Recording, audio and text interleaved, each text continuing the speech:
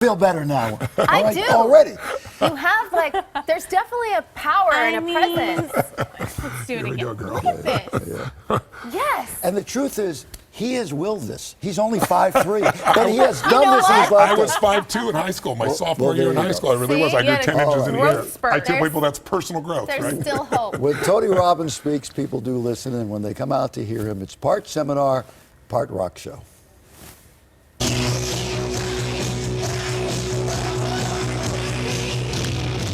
You're a kid, when you're brand new, before anybody started to socialize you, your nervous system would just go for it.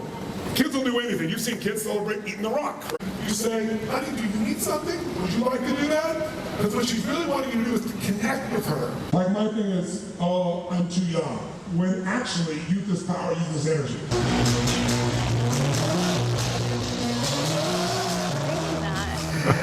All right, Tony's investment book, Money Master the Game, #1 bestseller, is now out in paperback with some revisions in it. But first of all, good to see you. I haven't seen you in Welcome. I know it's been years. many. Couple decades. You say something, I brought this up earlier. People could say it's a cliche, but it's way deeper than that. People say, I couldn't accomplish what I wanted because I didn't have the time, I didn't have the money, I didn't have the support. Big excuses. Whatever. Yeah. And you use a phrase where you say, it's not about the resources, it's about your resourcefulness. Yes. It's in us, it's not out there. That's correct. When you look at the most successful people in the world, they didn't have the money, they didn't have the time, they didn't have anything else. But what happened is they had the will. And you can get the resources. I always tell people money is a resource, time's a resource, people are a resource, technology is a resource.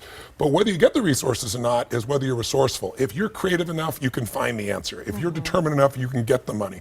And that's why I've been able to help so many businesses grow and individuals change their lives. What about people who always say to you, oh, but it does kind of matter who you know and the connections you make? Yes. That is part of being resourceful, though. It so is, to reach it those shouldn't people. limit you. Yeah, you can go to work for those people. I worked as a janitor for a gentleman who was my first mentor, and I did it specifically because I wanted to be in proximity with him. Yeah. I believe proximity is power. If you get around the right people, who you spend time with is who you become. That's true. Right, So this one's about money. Yes. And money is one of those funny things. Yeah. You know, it can be everything.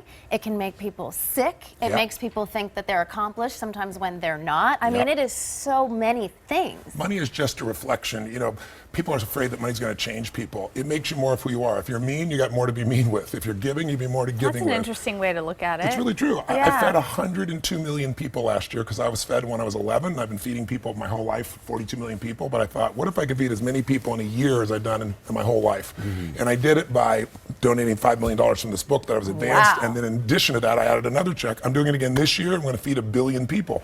So money for me has been a great resource. It's a tool. You can use it as a weapon or you can use it to empower. Yeah. Well, the more you get, the more you give back. It's kind of a Well, cycle. not everybody. Well, right. Some but people it- hang on to it as hard as they can, unfortunately. But that also is part of the cycle That's and part totally of your true. success. Talk a little bit about how you took $38,000 and turned it into $1 million right when you started this whole thing. Part of that was, quite frankly, figuring out what the trigger was. That, you know how everyone has a set point physically? You can eat and your body seems to get back to that set point. Yes. Yeah. We have a psychological set point around money as well. And my set point was $38,000. And then I had a son on the way. And I grew up extremely poor. I had 4 different fathers. We had no money at Thanksgiving. So for me, it was like, I have to do something. I made $1 million that year just because my brain said, I am not going to have a child until I'm set. And so I had to be set in less than a year, and I pulled it off.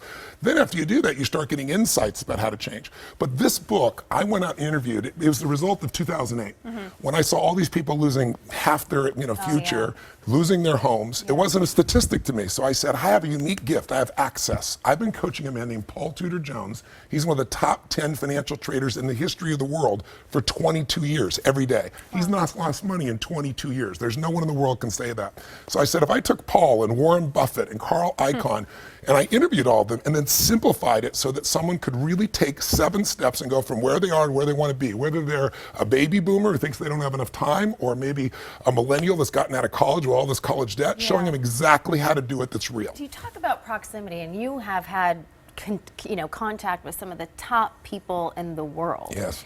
Can you find one common denominator in these folks that makes them successful? I get that question a lot, and it's a great question because it's easy to answer. Intelligence is priceless, but there are lots of intelligent people that can't fight their way out of a paper bag. We've all met them. Right. The most important key is hunger. You know, people like Peter Gruber, who owns the LA Dodgers and owns the Warriors, a dear friend of mine, or Mark Benioff of, Salesforce.com, started his business out of one of my seminars. He now does $8 billion a year. Or you look at somebody like Richard Branson, friend of mine. All of them are as hungry today as they were before. When I say hungry, I mean they're driven to grow, to expand, to give, to learn, to master things. Yeah. And most people are hungry to get to a goal, and then they get comfortable and they drop out. Short-sighted. You know what? We're running out of time. We're going to push the clock a little bit here, okay? Oh, that's what got you. Self-doubt. Yes. Do you have moments late at night, lying in bed thinking, wait a minute? I don't want to sound flippant. I really don't at this stage of my life, but it's not because I'm so overly confident.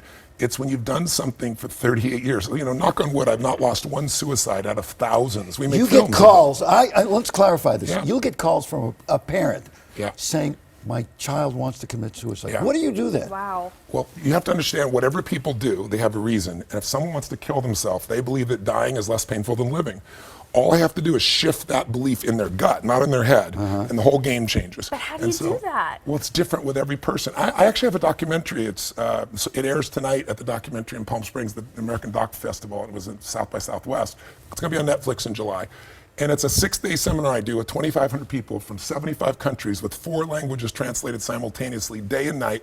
And I take about a dozen suicide individuals out of that group, because when you have 2,500 people, there's at least a dozen suicidal people. yeah. And turn them around to show people it's there. And And then we what do follow you- up a year later so you can see it last. And what do you Right. do? You get the phone call also. I don't know if you name the names. World famous athletes. Well, Serena Williams, middle of the night, But- I got but- to do something. Yeah, the they're President of about the to play United States, the- President Clinton called me and said, they're going to impeach me in the morning. What should I do? And I was like, could you call me sooner? It's tomorrow morning. Wow. You know, so I have to be able to deliver. I mean, this what- is crunch time. One yeah? last thing I Yes. want to get out of you here. People tend to think of you as a motivational speaker. Yeah, it's never been my You way. say it, it's very simple. I'm not a motivator. You look at it as people, you're already motivated.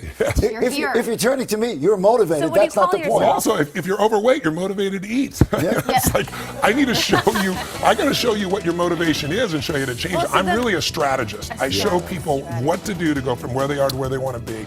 And I just want you to know that if people want, like in their financial area, they want coaching, this book, give it to them. But I've arranged for something with the #1 wealth firm in the United States. They deal with multi-billionaires and millionaires.